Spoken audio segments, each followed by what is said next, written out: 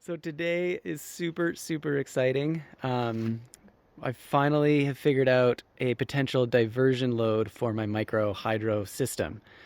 And that's super important because right now, when my batteries are full, the inverter senses that my batteries are full. It doesn't need as much power. So it stops pulling on my turbine, and the turbine will start to spin faster and faster. And it basically like overspun itself, and I had to replace the bearings in the generator. And this is going to solve that problem because it's going to take, once it senses the batteries are full, it's going to divert the extra power to these heaters so that there's always a load on the turbine. And how it does that is basically, so it's a diversion load controller. You can see the maximum input is 10 amps at 270 volts or 2500 watts. And so you basically feed your turbine PV line into this side. It comes out and back to the inverter here, and your diversion loads 1 and your diversion loads 2. So this machine goes in between the inverter, or sorry, in between the turbine and the inverter. So it actually goes through this first before it goes through the inverter. So how the diversion actually works is this chart here. So there's 5 dip switches, which are these guys here and here, and you can set these dip switches to recognize a certain voltage. And at a certain voltage, the dip switch will basically divert the power. And I can go show you really quick on the inverter how that works. Okay, so we're here at the inverter. You can see right now, oh, you can see nothing right now. Okay, so right now I'm creating about 260 watts and the input voltage is 120. So 120 volts, it's taking all the power from my turbine and charging my batteries. So right now my batteries are at 53.5 volts. When they're fully charged at 54.4 volts, the turbine recognizes that it doesn't need this much power, so it will actually, the voltage will increase. I've seen it climb like 130, 140, 150, and when I was over spinning my turbine, I was making up to like 500 watts, and this would climb up to 170 or 180 volts. And the higher this climbs, the faster my turbine spins. So the idea is to keep this at 120 and maximize the amount of watts coming in. Now, so looking at this chart, we know that at 120 volts, my batteries are charging. So anything over 120 is once my batteries are charged, the inverter recognizes it doesn't need as much power, the wattage goes down and the voltage goes up. So this box at 124 volts, when the dip switches are set to this arrangement, when it hits, so when my batteries are full and the voltage starts to climb, it'll first hit 124 volts. I can set diversion load 1, set the dip switches to 124 volts. So this will recognize that the voltage is climbing, and at 124 volts, it'll divert all the power. Instead of going out and back to the inverter, it'll go to the diversion load, which is this baseboard heater. And then diversion load 2 is a redundancy of diversion load 1. So I would set that one to 129 volts. And if for whatever reason the first one failed, or the voltage started to climb higher than 124, once it hit 129, diversion load 2 would kick in. The manual recommends a breaker on either side of this box. And so these breakers are 150 volts. And remember, 120 is the maximum volts DC that I'm going to be using, and they're 10 amps because this is a maximum of 10 amps. So for me, at 120 volts, it means I can produce up to 1200 watts, and that'll be the 10 amp max that this box can handle. So I can't produce more than 1200 watts, but that's not a problem because I've only ever produced 500. And if that was confusing, I just wrote this down. Maybe it's easier to follow here. So basically, so you have the turbine. It enters my little electrical cabin. So I have my shutoff switch first. It's traveling in AC from the turbine. So then it goes through the rectifier. From the rectifier, it will then go through the first circuit breaker. From the circuit breaker, then go through the diversion load controller. And then from there, based on what the inverter, how much power the inverter needs, if it's 120 volts or less, or technically 123 volts or less, the inverter will take that and charge the batteries. If it's 124 volts or more, the diversion load controller will recognize that basically that means the batteries are full, the inverter doesn't need any of that power, so it's started to increase the voltage. This recognizes the voltage increase, and it will send that power to the diversion loads based on whatever the dip switches are set to, at whatever voltage you want. So, yeah, it seems to make sense to me. Gonna go ahead and install the baseboard heaters, start to hook some stuff up, but I'll bring you guys along once I start wiring this and mounting this whole thing into the electrical cabin. But man, I got my fingers crossed that this is gonna work, because yeah, it would just be so nice to be able to use all of the power that that micro hydro is creating, and even create a bit more power, because I can use that power here in these heaters or in a hot water heater and not worry about it just overspinning the turbine and potentially damaging it. So cool, I'll go mount these and we'll get back to you once the fun begins. Diversion load, woohoo! Okay, as you can probably see, I've had quite the journey installing the DLC. I had all the wires and stuff just so, and you change one thing, you change everything. So I pretty much had to rearrange all the things to fit the new circuit breaker in the DLC. But I figured I'd give you guys a look while everything's still open before I kind of clean it all up and turn it on. But basically, so we still have the turbine input. So this is 10-3 wire coming straight from the turbine in 3-phase AC. So first thing it goes through is a giant disconnect box. From there, it goes through a rectifier. So it comes out of the rectifier and into the first breaker box. So those 3 wires, these ones in the back, they come out and they go into the turbine input and the DLC. And then coming out, so this is the output for the DLC. So red, blue, and ground, they come back up through the circuit breaker, and those ones come out of the breaker box and head straight for the PV input on the inverter. So the diversion load 1, so those kind of come out, and that's what goes up through my main panel and then into the house where I've installed the actual those two heaters. Remember, I'm diverting my my load at 124 volts. So if you look at these dip switches, 0, 1, 1, 0, 0 on the dip switches, which correspond this chart at 124 volts, 0, 1, 1, 0, 0. So at 124 volts, the DLC is going to divert power from the output to diversion load 1. Hope that makes a little bit of sense to you guys. Took me a while to figure out and rewire, but I'm gonna put it all back together, clean it up, make it look a little prettier, and then turn it on and see what happens. Okay, so I got everything cleaned up in here. All the connections triple checked, the polarities quadruple checked. Make sure that everything is tight and where all the wires are where they need to be. All the covers are on, wires secured. I got the inverter is on. All the breakers are switched on. So the only thing that's left to do, I am nervous, is go turn on the water and see what happens. I do wish I could be here and watching this when I turn the pelton wheel on, but I guess I'll just have to run as fast as I can from there to here when I turn it on and hope nothing horrific goes wrong. But okay, let's go turn the water on. Okay, I actually I left the main breaker off. I chickened out.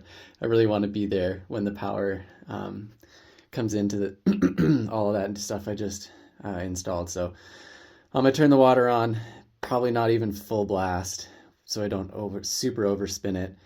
I'll just get the wheel spinning. I'll go back, turn the power on, see what happens, and then come back and fully open it. But I am nervous, man. This is not my forte. So, okay, here goes nothing. We're gonna turn on, and then we're gonna run back and open the power and see what happens. Okay, sorry, I couldn't film that while I opened it, but turbine's spinning about 50% with the gate valve just kind of feathered open a little bit. And we're gonna go turn the power on at the thingy. Okay, run, run, run. Okay, on. Everything's good.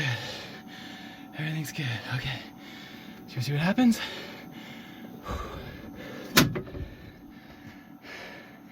Wow, nothing exploded. Nothing smells like smoke. Okay, so it's been just like a few minutes. Nothing seems to be terribly wrong, but I think it's okay to head back to the powerhouse and open up the gate valve all the way. Still with just one nozzle, but we'll see what that gets us. Okay, back in the powerhouse. Just crank this open. Get that turbine spinning a little faster.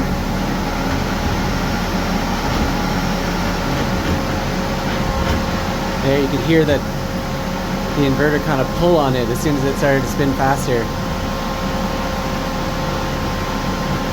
Okay,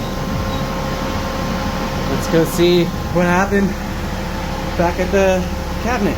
Okay, so after turning the nozzle fully on, this, ooh, hard to see with this. So this guy is saying 120 volts, creating about 266, 260-ish watts. The inverter saying same thing, 260-ish watts at 120 volts. So far, so good. Okay, so before we go buck wild and turn on the second nozzle, just to make sure that everything is working as it should, I'm going to turn off the breaker between, so the right-hand breaker, which is between the DLC and the inverter. And when I turn this off, what should happen is it should divert the power to the heaters. So right now, we should see that there is no power coming into the turbine. So input is 0 volts. So all of the voltage from the turbine is basically going to the heaters right now. And it looks like everything is functioning. And then when I turn this back on, that should now allow the power to pass through this. This should come back down to 120. Yeah, baby! And the voltage should go back up to 260 to 270. Awesome. And then, so now we have 120 volts coming back into the inverter and about 270 watts. Okay, so that leads me to believe we can go turn the second nozzle on, send a bit more power through this bad boy, and see what happens. All right, look at that beauty. So second nozzle is on. We're producing just about 800 watts, which is fantastic. We're at 120 volts, so that means that that voltage is still passing through the DLC and charging the batteries. Yeah, let's send those 800 watts to the heater. So again, I'm going to turn this off. Should see voltage rise to 137. And so now it is diverting all of that power to the heater. So again, this is getting 0 volts, and that is all going to the heater inside. Woo! It is toasty inside. I can actually feel the heat coming off of the heaters after a few minutes, diverting, I guess, 760 6 watts or so.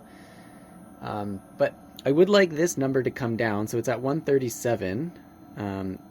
Again, the lower the voltage, the more watts. So if I can figure out how to get this number down to this 124, I think I'll definitely be creating more watts. So I'm gonna kind of just work my way backwards through the dip switches and see how that affects the watts coming out of this. So let's play with some dip switches and see what happens. Okay, so I got the DLC box open. It looks like the lowest setting you can do is setting all the dip switches to 0. It gives you the least voltage. So I'm not gonna stick a screwdriver in there, but I'm gonna stick a chopstick in there. And this feels a little sketchy, but I'm gonna see if I can adjust the dip switches all to 0 and see what we get for a voltage.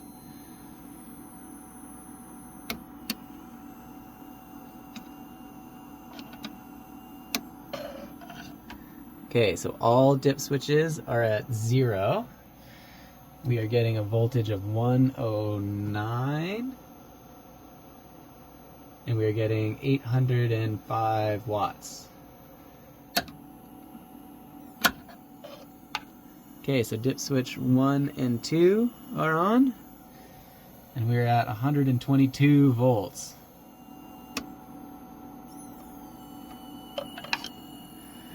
Okay, so now we got just number 3 on, and we are at 127 volts and 87 watts. When this voltage hits 120, the batteries fill up. This voltage climbs. When it hits 127, this will clamp and divert the power to those heaters. This is so cool!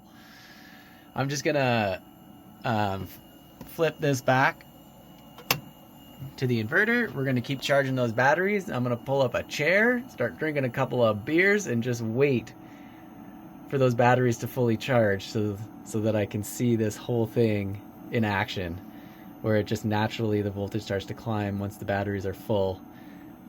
Watch for this thing kicking on, and yeah, this is sweet. I'm very excited. It seems to be working. Okay, so I couldn't stay awake long enough last night to wait till the batteries were charged and watch it do its thing, but I woke up this morning and I was like, man, it is warm in here. So I just came out to check on things, and it looks like it is diverting because we're at 126 volts. So it's diverting 790 watts of power. This inverter, so this is where I'm a little bit confused. I'm wondering if so this is showing the same voltage as the DLC, but the watts are quite a bit different. So I'm wondering if this is just taking as many watts as it needs to run, keep the batteries full. We still got a little bit of figuring out to do as far as why this is off. But anyway, so it's kind of a cold, rainy day today. I'm not sure if you can see, there's a little bit of snow up on the mountains. I have this little thermometer, so it went down to about 6 degrees last night. It's currently just over 10 degrees. But inside, check this out. We're sitting just about between 23 and 24 degrees. So the heaters are working. Keeping my cabin nice and warm, and it looks like everything is functioning as it should. So this is very, very exciting. I guess we'll have to start playing with some nozzle sizes and see. I can finally see how much power this puppy can produce. But for now, I mean, all the power that I need plus a nice cozy 20-something degree cabin. Life's pretty good.